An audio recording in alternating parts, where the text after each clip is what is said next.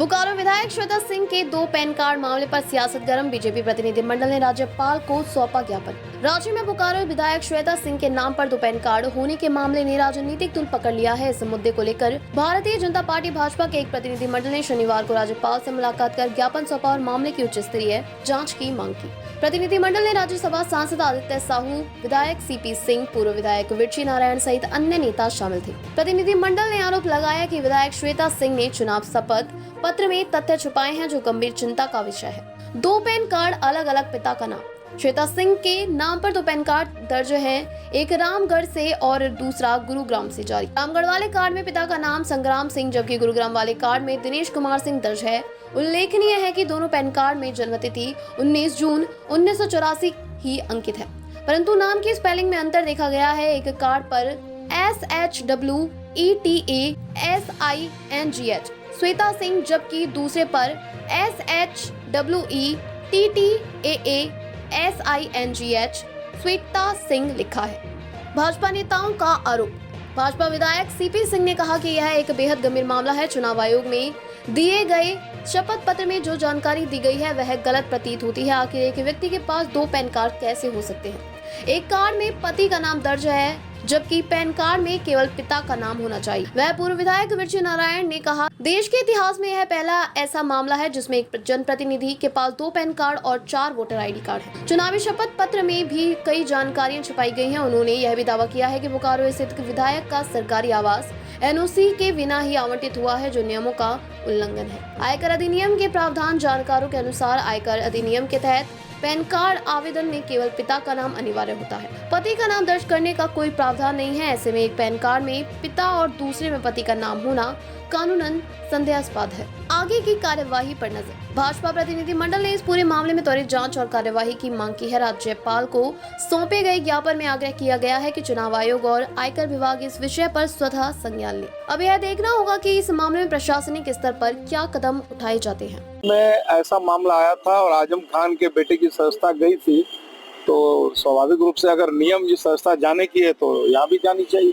महामहिम ने क्या कहा आपने? जब महामहिम ने कहा कि मैं गंभीरता पूर्वक इस विषय को देखूंगा और कल उनके प्रिंसिपल सेक्रेटरी साहब आ रहे हैं तो उनसे विचार करूंगा। विचार करने के बाद और जो भी न्यायपूर्ण निर्णय करूंगा। ठीक है, चलिए, thank you. Bharatiya Janata party का एक प्रतिनिधिमंडल जिसमें माननीय आदित्य साहू जी, माननीय राकेश प्रसाद जी जो हमारे प्रदेश के उपाध्यक्ष हैं, और माननीय विरची नारायण जी जो हमारे पूर्व विधायक रहे, और मैं था। महामहिम राज्यपाल जी को एक ज्ञापन दिया और उस ज्ञापन के अंदर बोकारो से कांग्रेस की विधायक श्वेता सिंह का 3-3, 4-4 जगह उनका वोटर लिस्ट में नाम का होना और 2-2 पैन कार्ड होना, जिसमें एक पैन कार्ड में पति का नाम, एक पैन कार्ड में पिता का नाम, साथ ही जो चुनाव के समय एफिडेविट देते हैं, नामांकन करते हैं, उसमें नो डील देते हैं।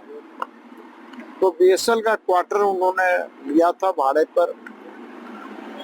कई नोटिस मिलने के बावजूद उन्होंने भाड़ा भी नहीं दिया और उसको छिपाने का काम किया। तो सवाल है कि एक व्यक्ति का एक देश के अंदर 2-2 पैन कार्ड कैसे हो सकता है? तो स्वाभाविक रूप से एक पैन कार्ड हुए अपने पति के नाम से बनवाई होंगी और एक पैन कार्ड पिता के नाम से बनवाई होंगी।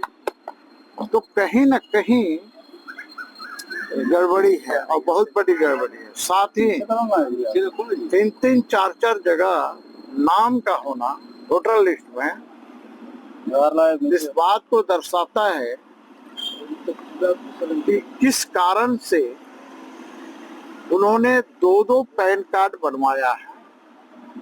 ये गड़बड़ी की आशंका नजर आती है साथ ही चुनाव आयोग के निर्देशों का उल्लंघन करते हुए 4-4 जगह नाम का होना भी एक बड़े गड़बड़ी का संकेत देती है। और अपने नामांकन पत्र भरते समय जो इन्होंने एफिडेविट दिया है उसमें भी छिपाने का काम किया है। यह घोर आपत्तिजनक ही नहीं बल्कि चुनाव आचार संहिता का घोर उल्लंघन है।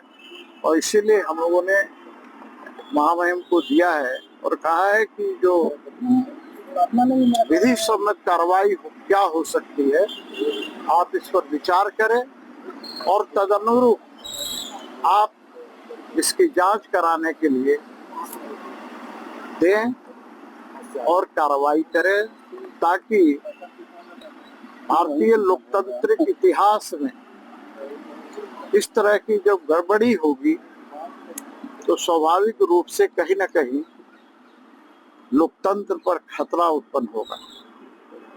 बाद बाकी विशेष जानकारी चूंकि हमारे बोकारो से विधायक रहे हैं, मुख्य सचेतक रहे हैं दिनेशी नारायण जी, वो विशेष।